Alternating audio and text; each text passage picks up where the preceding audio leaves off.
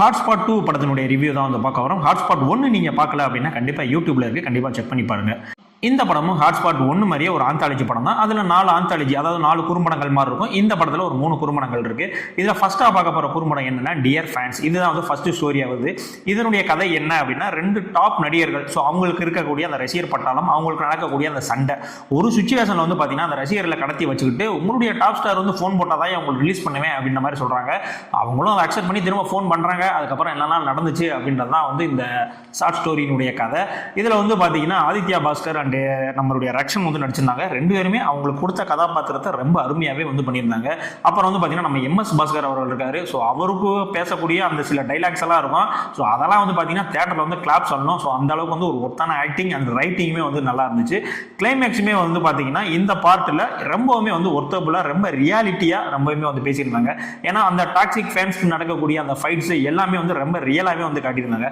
ஆக்சுவலாக வந்து பார்த்தீங்கன்னா இது விஜயஜித் அவங்களுக்கு இடையில நடக்கக்கூடிய அந்த வார் தான் இங்கே வந்து பேரை சொல்லாம இப்படிலாம் நடக்குது அப்படின்ற மாதிரி வந்து மேலோட்டமா வந்து நம்ம டைரக்டர் விக்னேஷ் கார்த்தி அவர்கள் வந்து சொல்லிட்டு போயிட்டாப்ல.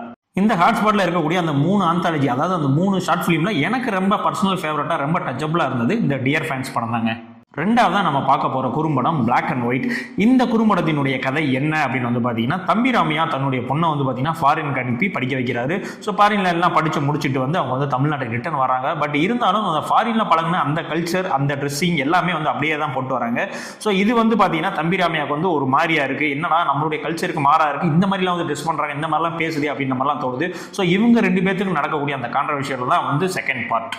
இதில் தம்பி ராமையனுடைய ஆக்டிங்குமே வந்து ரொம்ப சூப்பராக இருந்துச்சு. பட் இருந்தாலும் அவர் வந்து கொஞ்சம் அவருடைய மீட்டர்லாம் வந்து கம்மி பண்ணி ரொம்ப சைலண்டாக ஒரு சாதுவான அப்பாவை வந்து நடிச்சிருந்தாப்புல. அது மட்டும் இல்லை, ஆடை சுதந்திரத்தை பற்றி நிறைய வசனங்கள், நிறைய டைலாக்ஸ்கள்லாம் வந்து இதில் இருக்குது. ஸோ அது எல்லாமே வந்து பார்த்தீங்கன்னா ரொம்ப ஒர்த்தபுளாக இருந்துச்சு. ரைட்டிங்குமே வந்து நல்லா இருந்துச்சு.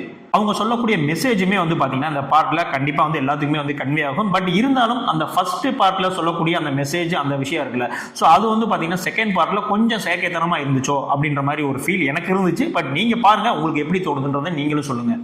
அடுத்த 3ஆவதாக பார்க்க போகிற அந்த குறும்படம் என்னன்னு பார்த்தீங்கன்னா யுவர்ஸ் லவ்விங்லி லவ். இந்த ஸ்டோரியில் வந்து பார்த்தீங்கன்னா அஸ்வின் அவர்களை தான் வந்து கதாநாயகன் வந்து பண்ணியிருப்பாப்புல. பிரியா பவானி சங்கர் இருப்பாங்க.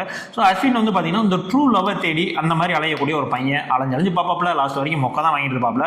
ஒரு நாள் வந்து பார்த்தீங்கன்னா ஒரு சிம் கார்டு, ஒரு புதிய சிம் கார்டை வந்து ஃபோனில் போட்டுட்டு இந்த மாதிரி வந்து கால் பண்ணுவாப்புல. ஆனால் அந்த போகக்கூடிய கால் வந்து பார்த்தீங்கன்னா கிட்டத்தட்ட 25 வருஷத்துக்கு அப்பால், அதாவது 2050 இருக்கக்கூடிய பிரியா பவானி சங்கருக்கு வந்து அந்த ஃபோன் வந்து போயிருது. ஸோ அதுக்கப்புறம் இவங்க 2 பேர் பேசுகிறாங்க. பேசினதுக்கப்புறம் என்ன நடந்துச்சு, 2 பேர் மீட் பண்ணிக்கிட்டாங்களா, இல்லை லவ் பண்ணாங்களா, ஒன்னா சேர்ந்தாங்களா அப்படின்றது தான் வந்து அந்த தேர்ட் பார்ட்டுடைய கதை.